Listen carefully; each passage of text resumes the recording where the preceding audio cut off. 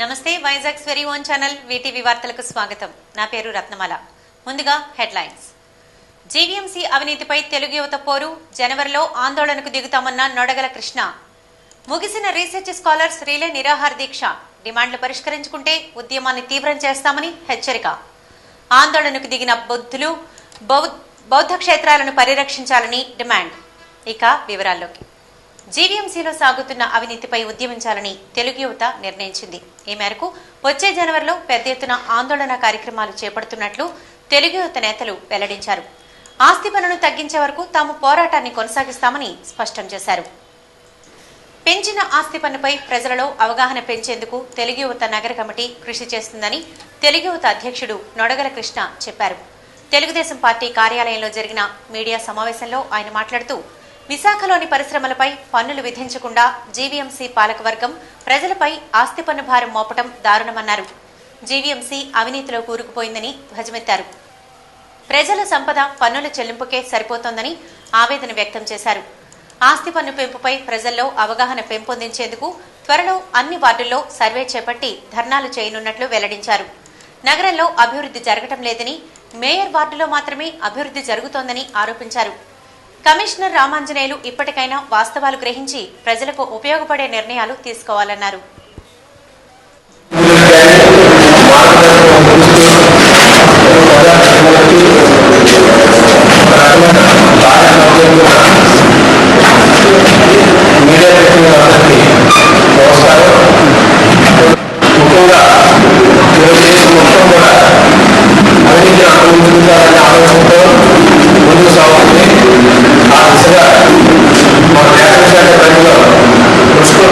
సంబంధించి చాలా వరకు అభివృద్ధి ఉన్నాయని మేము తెలుసుకున్నాం.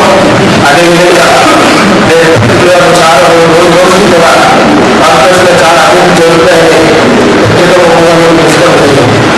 దానికి సంబంధించిన విషయాన్ని కూడా 72 వార్డుల్లో సంబంధించిన అభివృద్ధి కానీ అభివృద్ధి కార్యక్రమాలు చేస్తున్న అవకాశాలు అన్ని కూడా మేము సేకరిస్తూ ఆ కార్యక్రమాన్ని వార్డు వైద్యుగా వార్డు అధ్యక్షులతో నియోజకవర్గ వారిగా నియోజకవర్గ ఇన్ఛార్జీలతో కలిపి ఆ కార్యక్రమాలు వార్డు జరిగిన అవకాశం విషయాల గురించి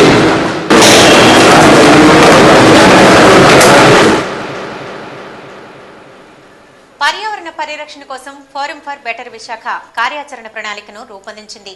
పర్యావరణానికి కలుగుతున్న హానిపై విద్యార్థుల్లో అవగాహన కలిగించాలని ఆ సంస్థ నిర్ణయించింది.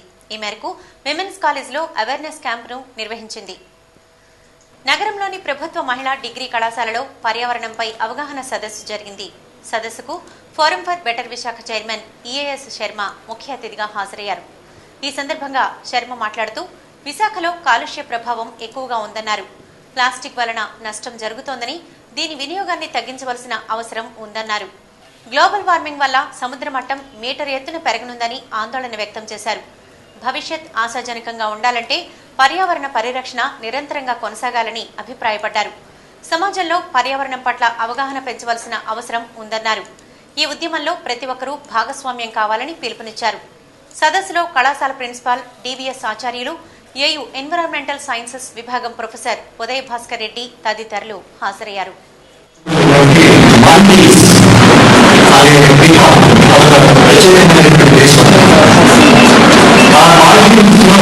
ప్రజలందరూ చాలా హ్యాపీగా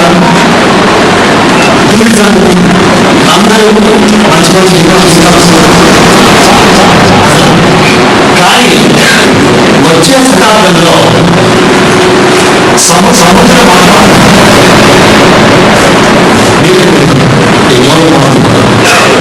దానివల్ల ఆ వాయువు దీపాలు అన్ని సభ్యులు అంటే ఒక దేశమే ఒక శతాబ్దంలో అనివయ్యే పరిస్థితి వచ్చింది. మనందరూ శ్రీలంకలో ఆస్ట్రేలియాలో ఎందుకంటే ఈ దీపాలు పోతాయి, మా దేశంలో పోతుంది. అది నిజమైనటువంటి విషయం. గ్లోబల్ వార్మింగ్ వచ్చి అది శతాబ్దమా, 80 సంవత్సరాల, 120 సంవత్సరాల, 200 సంవత్సరాల విషయం కాదు. సముద్రం పెరుగుతుంది.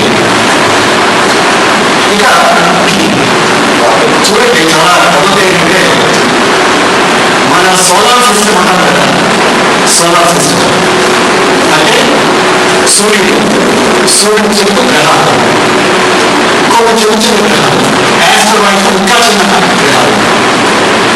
మన సోలార్ సిస్టమ్ చుట్టూ ఎన్ని గ్రహాలు ఉన్నాయి? నవగ్రహాలలో చదువు కూడా కౌంట్ చేశారు. ఈ 8లో మెర్క్యూరీ.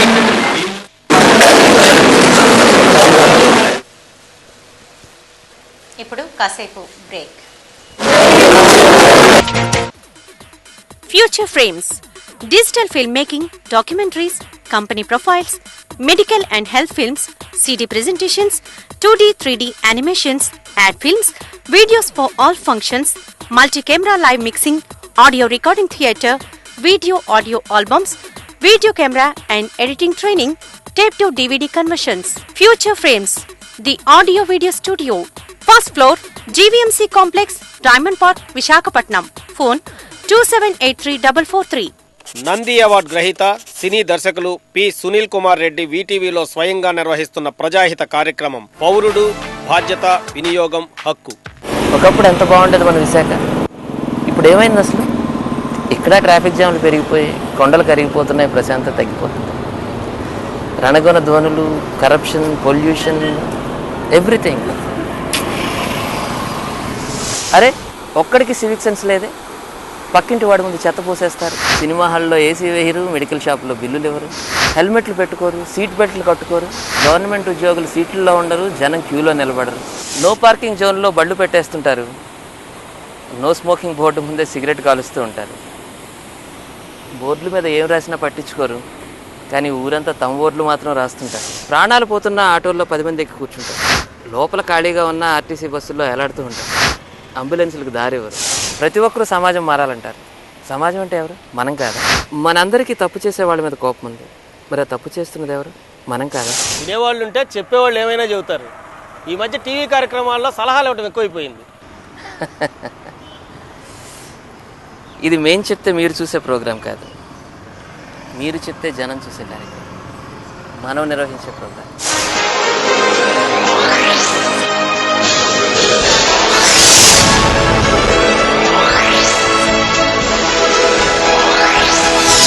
పౌరుడు, బాధ్యత, వినియోగం, హక్కు. రండి ప్రశ్నిద్దాం తప్పు చేసే నాయకుల్ని, అధికారుల్ని, తప్పు చేస్తే జనాల్ని కూడా.